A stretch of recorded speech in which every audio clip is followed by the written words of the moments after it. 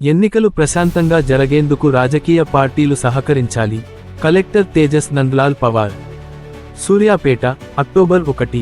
జిల్లాలో ZPTC, MPTC, sarpanch, ward సభ్యుల ఎన్నికలను ప్రశాంతంగా నిర్వహించేందుకు రాజకీయ పార్టీలు సహకరించాలని జిల్లా కలెక్టర్ తేజస్ నందలాల్ పవార్ విజ్ఞప్తి చేశారు.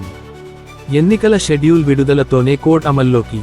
ఎన్నికల ప్రవర్తన నియమావళి అమల్లోకి వచ్చినందున ఎన్నికలు జరిగే ప్రాంతాలలో కొత్త పథకాల ప్రారంభాలు, శంకుస్థాపనలు, గ్రౌండింగ్ కార్యక్రమాలు జరగవని కలెక్టర్ స్పష్టం చేశారు. సోషల్ మీడియాలో అసత్య ప్రచారంపై చర్యలు తప్పవు.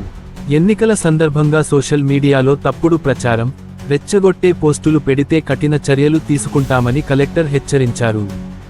రాజకీయ పార్టీలకు ఎన్నికల ఖర్చుల వివరాలు స్పష్టం. అభ్యర్థులు వాహనాలు, మైకులు, భోజనాలు, ఫ్లెక్సీలు, కరపత్రాలు, పోస్టర్లు, ఎల్ఈడి స్క్రీన్లు వంటి వ్యయాలను ఎన్నికల కమిషన్కు సమర్పించాల్సి ఉంటుందని తెలిపారు. ఎఫ్ఎస్టీ, ఎస్ఎస్టీ బృందాలు ర్యాలీలను రికార్డు చేస్తాయి.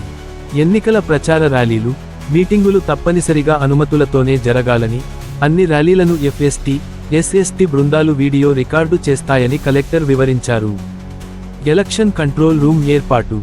ఎవరైనా ఎన్నికలపై సందేహాలు, ఫిర్యాదులు చేయాలనుకుంటే కలెక్టర్ కార్యాలయంలో ఏర్పాటు చేసిన కంట్రోల్ రూమ్కి సమాచారం ఇవ్వవచ్చని కలెక్టర్ తెలిపారు. సమావేశానికి వివిధ పార్టీల నేతలు హాజరు. ఈ సమావేశంలో అదనపు కలెక్టర్ కె.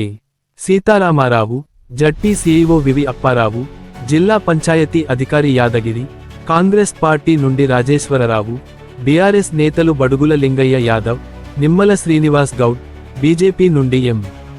డి.